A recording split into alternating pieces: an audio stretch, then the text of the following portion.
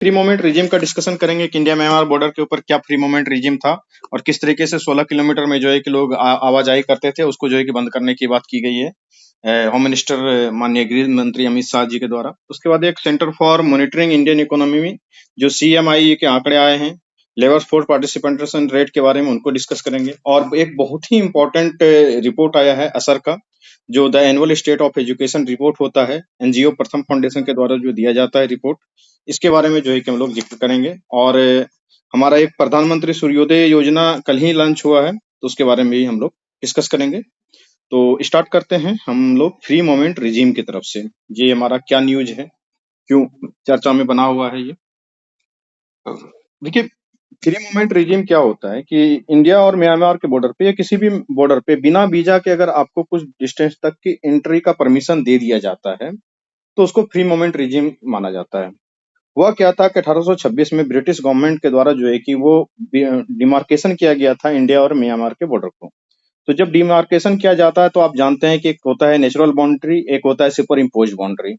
तो कई बार कहीं कहीं पे डिमार्केशन में क्या होता है, जैसे रेड क्लिफ लाइन है तो वो पूरी तरीके से सुपर इम्पोज बाउंड्री है। नेचुरल बाउंड्री और सुपर इम्पोज बाउंड्री जानते हैं आप लोग क्या होता है, ये बताना होगा इसको। सर, नेचुरल बाउंड्रीज वो बाउंड्रीज होती हैं जो या तो जो नेचुरल फीचर्स जो होती है, रिलीफ फीचर, जैसे माउंटेन्स हो गई, जैसे रिवर्स हो गई, या बहुत बड़ा डेजर्ट हो गया, इसके द्वारा डिवाइडेड होता है, इसके द्वारा एक बाउंड्री क्रिएटेड होता है। और सर, सुपर इम्पोज्ड बाउंड्री क्या होता है कि पहले सिविलाइजेशन बन जाता है और फिर बाद में पार्टीशन किया जाता है। जैसे इंडिया और पाकिस्तान पहले एक ही कंट्री था, तो लोगों का आना जाना एक जगह से दूसरी जगह हुआ करता था। लेकिन बाद में क्या है कि वो जो इंडिया और पाकिस्तान के बीच में जो रेड क्लिफ लाइन बना दिया गया, तो वो सुपर इम्पोज्ड बाउंड्री था, जो बाद में इम्पोज किया गया। पहले सिविलाइजेशन बनी, कल्चर डेवलप हुआ, और देन फिर बाद में बाउंड्री लाइन बनाई गई, तो वो सुपर इम्पोज्ड बाउंड्री होती है। तो ऑफ कोर्स इंडिया म्यांमार का जो बॉर्डर है, बिल्कुल सही बताया शालिनी आपने कि वो जो है कि कहीं कहीं तो नेचुरल बाउंड्री है उसमें, लेकिन कहीं कहीं वो सुपर इम्पोज्ड बॉर्डर भी है। तो सुपर इम्पोज्ड बॉर्डर में इस तरीके से वही सेम टू सेम मसला है जो कल्चरल का। तो जो भी वहाँ पे इतनी ग्रुप या इतनी कम्युनिटी रहते थे, वो पहले तो उनको पता भी नहीं था कि क्या इंडिया और क्या म्यांमार। वो इधर से जाया करते तो उधर को आया करते, तो उनके नाते रिश्तेदार पड़ोसी जो है कि आसपास में थे। लेकिन जब 1826 में ब्रिटिश ने उसको डीमार्केट कर दिया, तो ऐसी ऐसी कुछ जो एक एग्जांपल्स निकल के आए हैं। आज के समय में भी नागालैंड में एक गांव है, उस गांव के मुखिया जी का जो घर है, जिसको ग्राम प्रधान कहते हैं, उसके मुखिया जी का घर बिल्कुल ही बाउंड्री पे ही है। उनका घर जो है कि भारत में है, और उनका जो द्वार होता है, जिसको आंगन बोलते हैं, वो जो है कि म्यांमार में पड़ रहा है। तो कुछ इस तरीके से था। तो 2018 में जो है कि क्या कहते हैं, एक ईस्ट पॉलिसी के तहत जो है कि इसको चालू किया गया था। फ्री रिजीम मूवमेंट दिया गया था कि 16 किलोमीटर तक के आसपास में जो एक अदर साइड से लोग विदाउट वीजा के इनसाइड द अदर कंट्री वो ट्रैवल कर सकते हैं।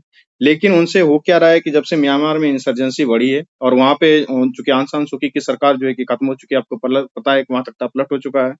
तो वहाँ हमेशा ही मिलिटेंसी का चलते रहता है। वो वहाँ पे अलग अलग तरीके से आंदोलन हो रहा है, आप लोग जान ही रहे हैं इस बात को। तो इसको करने के कारण वहां पे जो मिलिटेंट ग्रुप हैं, ये जो कि वहाँ के फ्रीडम फाइटर जो भी माने जाते हैं उनके दृष्टि से, हमें उनसे लेना देना नहीं है, वो वहां से आते हैं और ये फ्री रिजीम का फायदा उठा के घुस जाते हैं। और घुसने के बाद जो है कि हमारे यहाँ पे वो शांति फैला रहे हैं। तो ये इस कन्फ्लिक्ट से बचने के लिए सरकार ने ऐसा कहा था। अब थोड़ा सा जान लेते हैं कि फ्री रिजीम के क्या फायदे होते हैं। जब फ्री रिजीम दिया जाता है तो वहाँ के जो लोकल मार्केट होते हैं, उसका जो है कि इकोनॉमिक ट्रांसफॉर्मेशन होता है। रिचुअल्स में जो है कि लोग आते जाते हैं, और उसके बाद जो है कि एक सौहार्द टाइप का बना हुआ रहता है इस फ्री रिजीम से। लेकिन जब आपके सिक्योरिटी के इशू हो तो नेशन का सिक्योरिटी फर्स्ट होता है, और उसको जो है कि बंद करने की बात आ रही है। तो आपसे सवाल है ये कि बताइए कि इंडिया और म्यांमार के बीच में कौन कौन से स्टेट की बॉर्डर कॉमन है, मतलब कौन कौन सा स्टेट बॉर्डर टच करता है म्यांमार को, ये तो बता दीजिए। अरुणाचल प्रदेश अरुणाचल प्रदेश, नागालैंड, मणिपुर, मिजोरम। हाँ। और कोई? इतना ही है, अरुणाचल प्रदेश, मणिपुर, मिजोरम, नागालैंड, इतना ही है। इतना ही है, श्योर?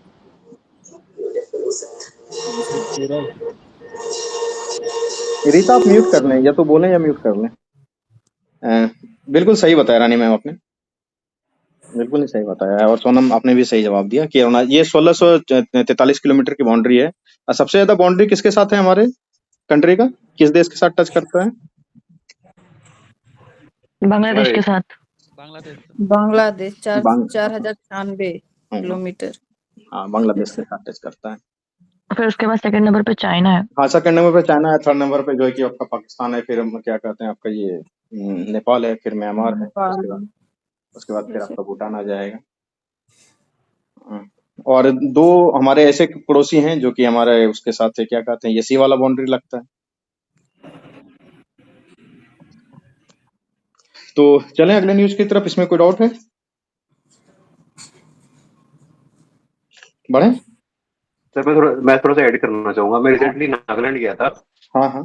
तो वहां पे क्या सिस्टम है ना कि मैं वहां पे पेबोक करके एक जगह है, मैं वहां पे गया हुआ था। हाँ, हाँ। तो वहां पे क्या कि मॉर्निंग में उनके कोई रिलेटिव्स होते हैं म्यांमार के जो इंडिया में आना चाहते हैं, वो वहां पे जाते हैं और वहां पे लोकल पास टाइप का एक बनता है उनके लिए, हम्म। ट्रांजिट पास करने के लिए। तो वो उनका होता है कि लोकल पुलिस स्टेशन में जाते हैं और इवनिंग के समय वो पास वहीं पुलिस स्टेशन में जमा करके वापस अपने देश में लौट जाते हैं। हम्म। लेकिन कुछ दिनों से जब से ये इंसर्जेंसीज वगैरह वहाँ डेवलप हुए, जैसे आपने बताया है, उसके बाद से वो बिल्कुल ही रिस्ट्रिक्टेड कर दिए हैं। और इस चीज का फायदा उठा के ट्रैफिकिंग भी बहुत ज्यादा उस एरिया से हुआ करता था। जो बॉर्डर पे है, बीएसएफ लगी हुई है, चाहे एसएसबी की टीम लगी हुई है, उनको भी काफी दिक्कतें होती थी। तो हो सके तो मिनिस्ट्री होम मिनिस्ट्री ने इसी कारण से ये सब स्टेप्स उठाए वहां पे। बिल्कुल, बिल्कुल। बिल्कुल आपने सही कहा कि वो देखिए जो फ्री रिजीम दिया गया उसके ऑपरेशनल प्रोसीजर्स तो होती ही हैं। वो ऑपरेशनल प्रोसीजर्स के तहत ही था कि उनको जो है कि पास दिया जाता था कि आप इस गाँव में आ रहे हैं, आप फिर शाम में वो पास जो है कि लेके जमा कर दीजिएगा। ये सिर्फ नागालैंड में ही नहीं है, नॉर्थ ईस्ट के कई सारे स्टेट में अगर आप इंडिया के भी हैं और घूमने के लिए जाते हैं, तो वहाँ वो इंटरनल पास की फैसिलिटीज हैं। आप नागालैंड गए हैं, वहाँ आपने देखा है, ये बहुत अच्छी बात है। ठीक है?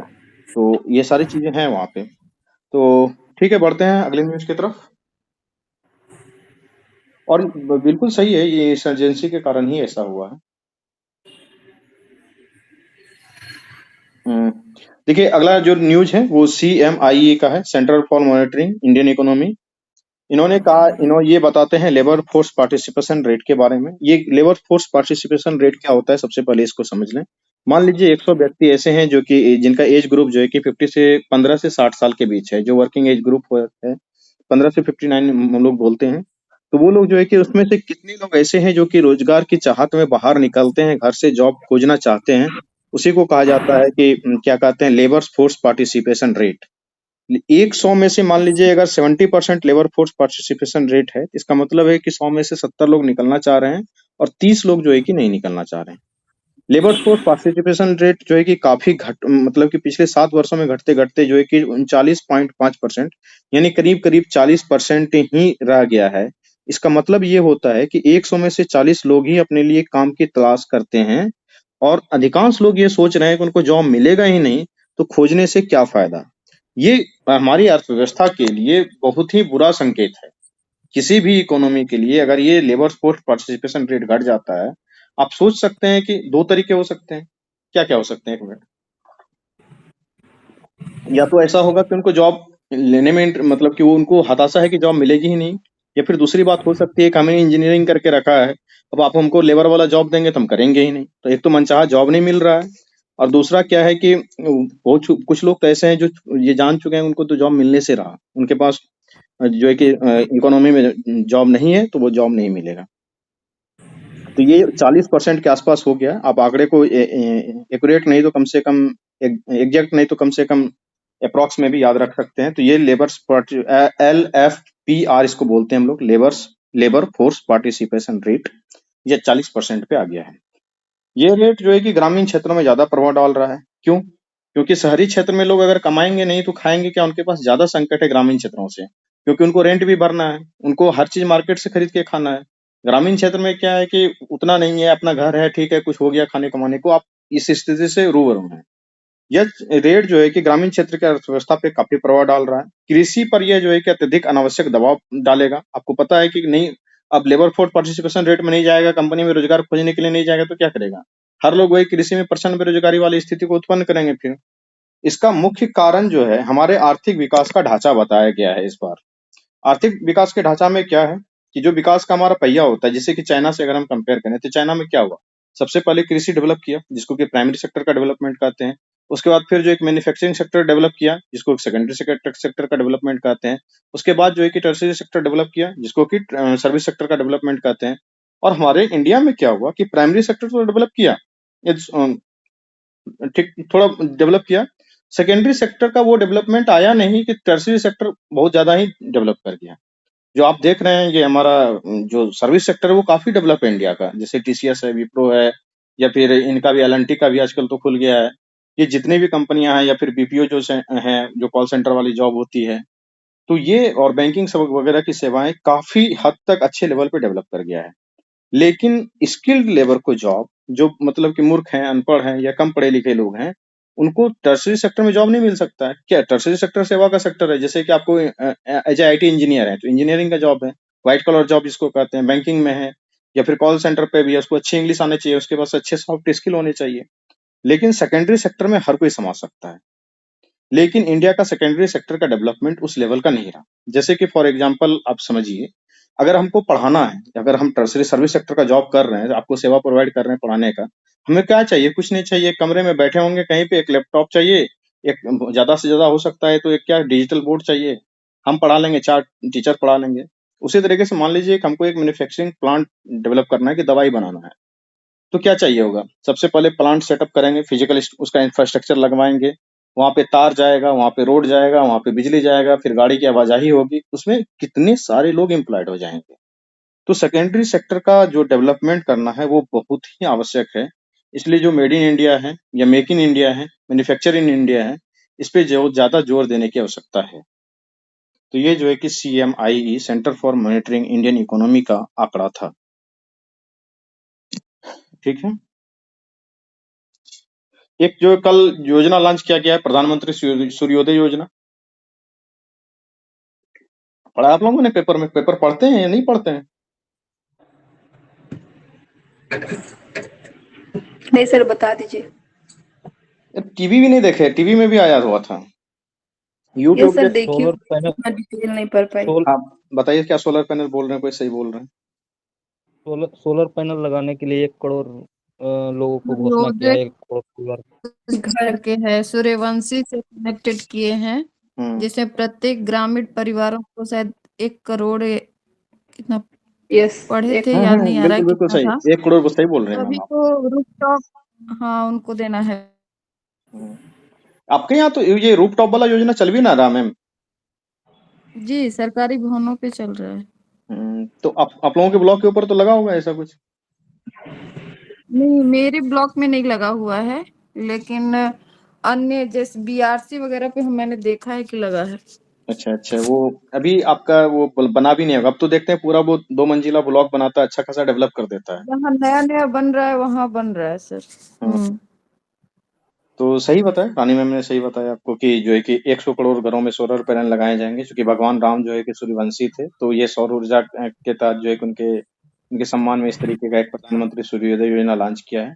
1 करोड़ घरों में ये सोलर पैनल लगाए जाएंगे। इसमें 2-3 कंपोनेंट है। एक है क्या कहते हैं कि जितनी बिजली होगी आपकी, आप तो उसको यूज करेंगे, और क्या कहते हैं दूसरी बात कि अगर आप एक्स्ट्रा बिजली जनरेट कर लेते हैं, जैसे मान लीजिए आपका छत बड़ा है, आपने ज्यादा बड़ा सोलर सिस्टम लगा दिया है, तो उसमें क्या है कि कॉन्सेप्ट होता है नेट मीटरिंग का। नेट मीटरिंग का कॉन्सेप्ट ये कहता है कि अगर आपने ज्यादा बिजली प्रोड्यूस कर लिया है तो उसको आप जो है कि ग्रिड को बेच भी सकते हैं। बेचेंगे कैसे? तो उसके लिए आपके घर में एक ऐसा मीटर लगाया जाएगा जो कि ये तय करेगा कि कितना ज्यादा आपने बिजली उत्पादन किया, उसमें से कितना बिजली आप बेचना चाहते हैं। तो वो नेट मीटरिंग का कॉन्सेप्ट होता है हमारा। तो उस कॉन्सेप्ट के तहत आप बेच भी सकते हैं। और प्रधानमंत्री का इससे पहले भी एक योजना था जिसमें कि अगर आपके पास इतना बड़ा सोलर पावर प्लांट है कि आप अपने गांव को बिजली दे सकते हैं पूरी तरीके से, तो उस गांव के बिजली को जो मुख्य लाइन का कनेक्शन होता है, इलेक्ट्रिसिटी वाला कनेक्शन होता है, उसको सरकार काट देगी। आप परमिशन ले लीजिए कि हम गांव में बिजली देंगे, तो आपके गांव के जो रेट है वो तय कर देंगे कि इस रुपये यूनिट के हिसाब से आप ग्रामीण से लेंगे और आप उसे बिजली दे सकते हैं। तो ये काफी अच्छा पहल है। इस तरीके का जो सोलर सिस्टम वाला हमारा है, वो नॉन फॉसिल फ्यूल का जो जितनी भी रिन्यूएबल सोर्स से एनर्जी आ सकती है वो आनी ही किसानों चाहिए। को सर था जो अन्नदाता को ऊर्जादाता हाँ, बनाना। अन्नदाता से ऊर्जादाता जो भी था वो भी था। वो कुसुम वाला भी जो योजना था इसी से संबंधित था। सोलर से हमारा कई सारी योजना है। सोलर रूफटॉप सिस्टम जो चल रहा है वो भी है। और अभी भी रानी मैम तो चूंकि बिहार गवर्नमेंट में जॉब भी कर रही है तो वो बता भी रही हैं, और वो सोलर सब्सिडी मिलती भी है। अभी भी अगर आप घर पे लगाना चाहें तो अभी भी सोलर सब्सिडी है। लेकिन इस बार जो आया है ये योजना, तो हमको लगता है कि इस योजना के तहत गवर्नमेंट बिना किसी मतलब कि आपके इन्वेस्टमेंट की फ्री में आपके 100 करोड़ घरों पे जो है कि फ्री में लगाने का कुछ तय करेगी। अभी तो चूंकि ये कल योजना लॉन्च ही हुई है, अनाउंस हुई है, लॉन्च कहाँ हुई है अभी तो अब इसके पूरे योजना की डिटेल आएंगे, उसके बाद फिर योजना लॉन्च होगी, उसके बाद फिर उनके जो एक रूल्स बाय रूल्स बनेंगे, तो फिर उन लोगों को हम लोग डिटेल में बाद में देखेंगे। चलते हैं अगली खबर की ओर, और अगली खबर जो है कि असर रिपोर्ट है, the annual state of education report, जो ये एनजीओ है, प्रथम फाउंडेशन है, ये 2005 से ही ऐसा रिपोर्ट निकालते जा रहा है, और ये पहले 6 से क्या कहते हैं 14 साल तक के बच्चों के लिए ज्यादा रिपोर्ट निकालता था। आप पढ़े होंगे, मतलब बहुत सारे असर के रिपोर्ट को आपने पहले भी पढ़ा होगा, ये कोई नया रिपोर्ट इस तरीके से नहीं आया है, लेकिन इस बार इसमें नया क्या है कि 14 से 18 वर्ष के बच्चों को इस बार स्पेशली फोकस किया गया है, और इस बार के रिपोर्ट का थीम है बियॉन्ड बेसिक। असर के रिपोर्ट किन लोगों ने पढ़ा है पहले, कुछ बताइए। जी सर। हाँ आदित्य। जी सर, असर जो है सर के एक एनजीओ है और इसका वार्षिक रिपोर्ट आता है सर। अच्छा जी बताइए। जी, और ये इसके आंकड़ों पर जारी किया गया है। यह 18वीं वार्षिक रिपोर्ट है। इसमें 14 से 18 वर्ष के बच्चों पर सर किया गया है सर्वेक्षण। 28 राज्यों के 30 जिलों को इसमें सर बनाया गया था। प्राथमिक रूप से जानकारी जुटाई गई थी, और सर इसमें कुछ चीजें बाहर निकल के आई। इसमें सर लगभग 35,000 बच्चों पर यह सर्वेक्षण किया गया था। जी, इसमें सर जो कुछ बातें प्रमुख बातें निकल के आएंगी वो यह है कि सर 14 से 18 वर्ष के लगभग 87% बच्चे शैक्षणिक संस्थानों से जुड़े हुए हैं, नामांकित हैं। लेकिन इसमें सर एक बात यह आई है कि जैसे जैसे उम्र बढ़ता जाता है उनका, यानी 14 से जिस तरह वो 14 के बाद 15, 16 या 18 तक जाते हैं, तो उनका नामांकन जो है प्रतिशत घटता जा रहा है। दूसरा जो जी सर, दूसरा जो आया है मुद्दा वो यह है कि सर आर्ट्स स्ट्रीम में ज़्यादा बच्चे इनरोल हो रहे हैं। लगभग 55% बच्चे जो हैं वो आर्ट्स स्ट्रीम से इनरोल हो रहे हैं, तो यह एक चुनौती है सर।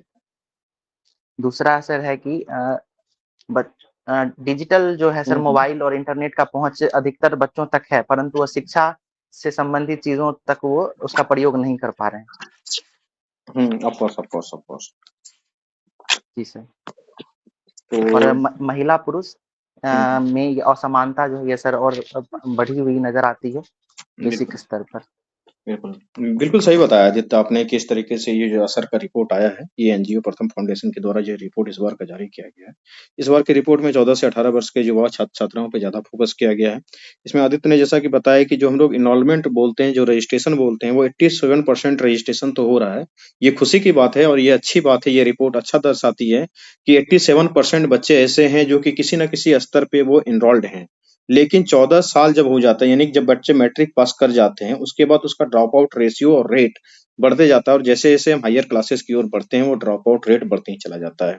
ये काफी दुखद है, और इस तरीके से एक सिर्फ बेसिक शिक्षित होकर भारत नहीं रहेगा, साक्षर होकर भारत नहीं रहेगा, एक शिक्षित और ज्ञानवान भारत को बनाना है, और विश्वगुरु की तरफ अगर हमारा बढ़ने का प्रयास है तो सबको वो ड्रॉप आउट रेट को रोकना पड़ेगा। हमने अच्छी सफलता पाई है कि हमने एनरोलमेंट रेशियो को बढ़ाया है, रजिस्ट्रेशन रेशियो को बढ़ाया है, वो 87% के आसपास जो है कि वो पहुंच चुका है। लेकिन 14 वर्ष के बाद जो बच्चे शिक्षा को छोड़ रहे हैं, ये जो है कि इस पे रोकने की बात है। ये रिपोर्ट मुख्यतः 3 बातों की ओर ध्यान देती है। एक तो रजिस्ट्रेशन, इंडिया एनरोलमेंट, जो बच्चे किस तरीके से एनरोल करते हैं।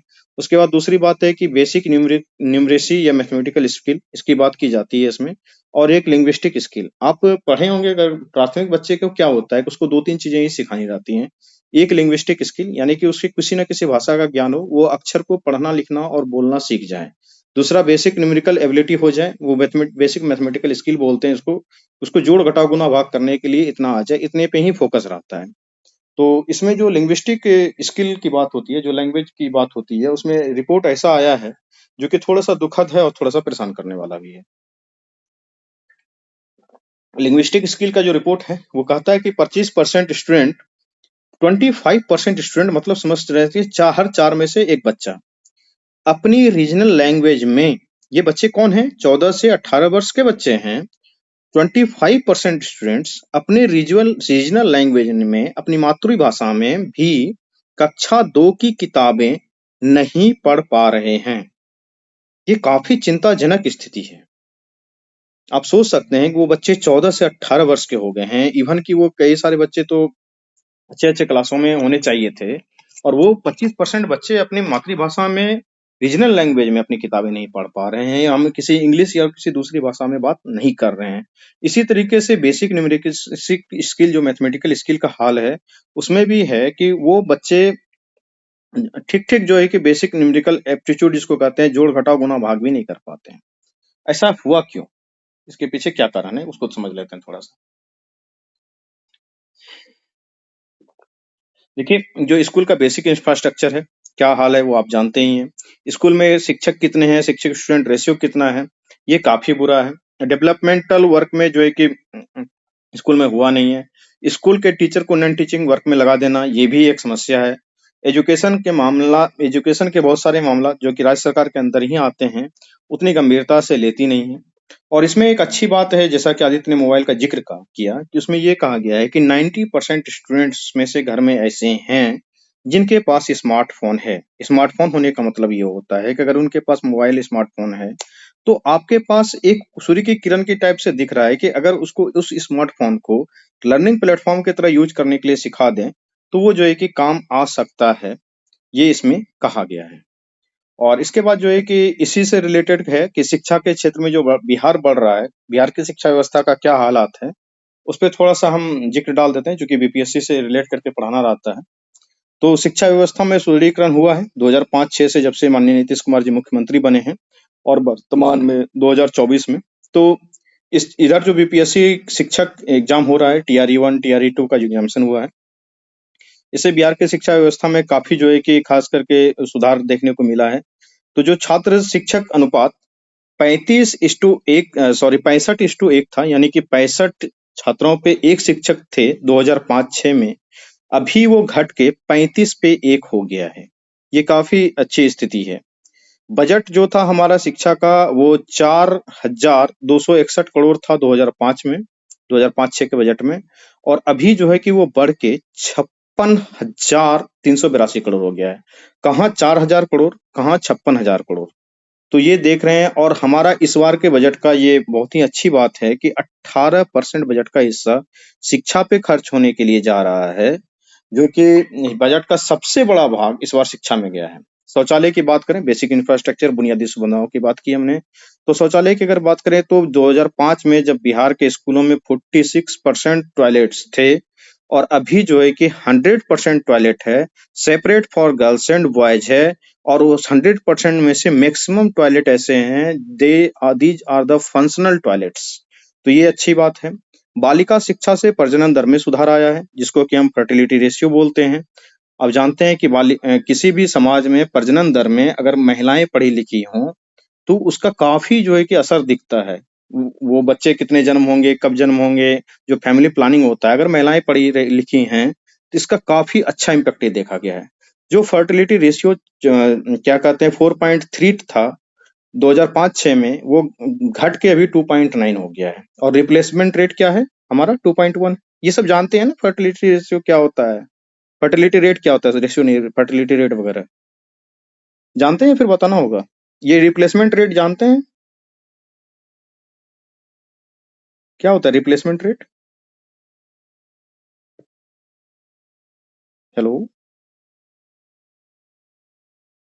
कोई? हेलो। हाँ आदित्य। जी सर, सर उसमें मतलब किसी क्षेत्र में सर कितने बच्चों का जन्म हो रहा है, और साथ ही साथ जो वहाँ पे कितने लोगों का जो डेथ हुआ सर, उसको उस समीकरण को सर सॉल्व करने के बाद जो आता है उसको ही सर फर्टिलिटी रेट या वो ऑफ कहते हैं कोर्स, सर अगर साधारण भाषा अवस्थापल में दर। बताना चाहें तो फर्टिलिटी जी। रेट है कि एक महिला अपने पूरे प्रेगनेंसी पीरियड में, यानी कि वो 21-22 साल से जो 30-40 साल तक में, जब तक वो बच्चे पैदा कर सकती हैं, एक महिला औसतन कितने बच्चे को जन्म देती है, और क्या कहते हैं, वो 4.3 था, अभी वो 2.9 हो गया है। और रिप्लेसमेंट रेट होता है 2.1। रिप्लेसमेंट रेट उसको कहते हैं कि किसी भी जनसंख्या को स्टेबल रखने के लिए, जैसे कि एक पिता है, मतलब माता पिता है, तो उसके 2 बच्चे होने चाहिए, हम 2 हमारे 2, तो 2.1 इसलिए रखा गया है कि 1.1 में इसलिए एक ज्यादा, एक तो नहीं, वो 0.1 ज़्यादा इसलिए कि अगर कोई मर गया या फिर कोई आपदा आ गई, कोई बीमार पड़ गया, किसी की डेथ हो जाती है, तो वो रिप्लेसमेंट रेट है। जब फर्टिलिटी रेट जो एक रिप्लेसमेंट रेट पे पहुँच जाता है, यानी 2.1 हो जाता है, तो उसके बाद वो जनसंख्या का पिरामिड स्टेबल हो जाता है। अगर 2.1 से ज़्यादा है, तो वहाँ पे जनसंख्या पॉपुलेशन जो है कि इंक्रीजिंग रेशियो में रहता है, और 2.1 से जब कम हो जाता है, तो वहाँ पॉपुलेशन डिक्रीजिंग हो जाता है, जो हालात की जापान के हैं, इटली के हैं, और क्या कहते हैं फ्रांस के और कई सारे यूरोपियन देशों के हैं। वहाँ पे फर्टिलिटी रेट जो है कि 2.1 से भी नीचे चला गया है, और ये चाइना में भी हो रहा है। ठीक है, तो क्लास की बात कर लें, शिक्षा के बारे में बात कर रहे थे, तो क्या कहते हैं क्लासों में क्या काफी सुधार देखने को मिला है। जिस तरीके से हमारे अभी एसीएस महोदय जो काम कर रहे हैं, ये काफी प्रशंसनीय काम है, और इस तरीके से जो है कि बिहार के शिक्षा के क्षेत्र में काफी सुधार हुआ है। इस डाटा को जो मैंने बताया कि जैसे छात्र शिक्षक रेशियो के बारे में बात किया कि जो 65:1 था वो 35:1 हो गया है। बजट के बारे में बात किया कि 4000 करोड़ क्या, हाँ रानी में जो बजट था हमारा 4261 करोड़, वो 56,000 करोड़ के आसपास हो गया। तो ऐसे एक मोटा मोटी याद रखना कि 4000 करोड़ से बढ़ के 56,000 करोड़ का हो गया। शौचालय 46% से बढ़ के 100% हो गया है। फर्टिलिटी रेट जो है कि वो 4.3 से 2.9 हो गया है। तो इन सब चीजों का ध्यान रखना है। तो हमने काफी डिटेल में डिस्कस किया इन 2-3 न्यूज़ों को। और बताइए आप लोग आज कोई न्यूज़ पढ़ के आए हैं? नहीं तो फिर कुछ और डिस्कस करेंगे हम।